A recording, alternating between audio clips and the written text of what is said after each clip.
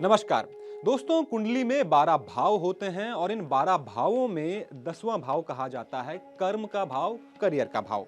और आज हम आपको बताएंगे कि इस करियर के भाव में बैठकर सभी ग्रह कैसे परिणाम आपको प्रदान करते हैं।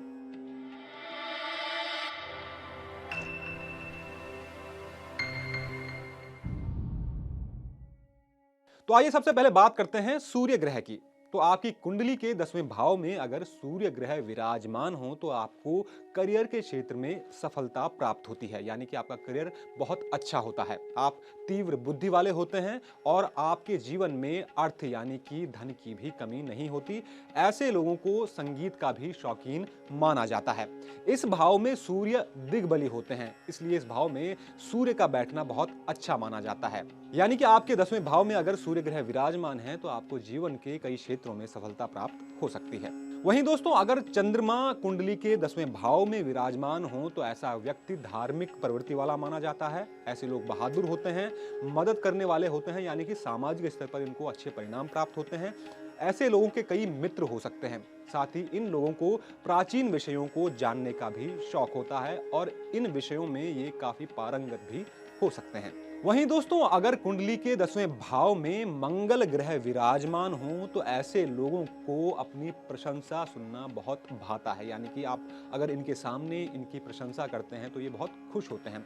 हालांकि ऐसे लोगों को साहसी भी माना जाता है और हर कार्य को ये निडरता के साथ पूरा करने की कोशिश करते हैं। ऐसे लोगों को भी धनी माना जाता है, यानी कि धन की इनके जीवन में कमी नहीं होती। अगर कुंडली के 10वें भाव में बुध ग्रह विराजमान हो तो ऐसा व्यक्ति सिद्धांतवादी माना जाता है। ऐसे लोगों को कई विषयों का जानकार भी माना जाता है, हालांकि इनको आंखों से जुड़ी समस्याएं हो सकती हैं। गणित और तार्किक विषयों में ये काफी पारंगत होते हैं, यानी कि अगर गणित की ये शिक्षा लेते हैं तो उसमें इनको काफी अच्छी सफलता प्राप्त होती है। दोस्तों, अगर गुरु ग्रह यानी कि बृहस्पति ग्रह कुंडली के 10वें भाव में हो तो जातक उच्च अधिकारी बन सकता है। इसके साथ ही ऐसे लोग धनी भी होते हैं और सदाचारी भी होते हैं। ऐसे लोगों को आध्यात्मिक पथ पर अग्रसर देखा जाता है और आध्यात्मिक विषयों में इनकी रुचि भी बहुत अधिक होती है। ये अच्छे शिक्षक भी हो सकते हैं। कुंडली के 10वें भाव में अगर शुक्र ग्रह विराजमान हो तो ऐसे लोगों को प्रॉपर्टी से धन कमाने वाला माना जाता है, यानी कि ये जमीन जायदाद से धन कमाते हैं। ऐसे लोग सामाजिक होते हैं और लोगों के प्रति विनम्र भी माने जाते हैं। साथ ही इनको उम्र के एक पड़ाव में प्रसिद्धि भी अवश्य मिलती है। ऐसे लोग अगर श्रृंगार की वस्तुओं का लेन देन करें यानी कि व्यापार करें तो इनको बहुत अधिक लाभ मिल सकता है। अगर कुंडली के 10वें भाव में शनि ग्रह विराजमान हो तो ऐसा व्यक्ति अच्छा शासक या मंत्री हो सकता है। ऐसे लोगों में बहादुरी की भी कोई कमी नहीं होती। धन कमाने के लिए इनको मेहनत करनी पड़ती है, लेकिन इनके जीवन में पर्याप्त धन अवश्य होता है। ऐसे लोगों को न्यायप्रिय भी माना जाता है।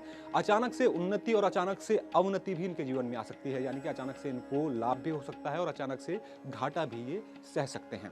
वहीं दोस्तों, अगर कुंडली के 10वें भाव में राहु ग्रह शुभ अवस्था में हो तो ऐसा व्यक्ति अच्छा कलाकार हो सकता है, कविता करने वाला हो सकता है, साहित्य में ऐसे लोगों की रुचि हो सकती है और कारोबार से भी लाभ ऐसे लोगों को मिल सकता है।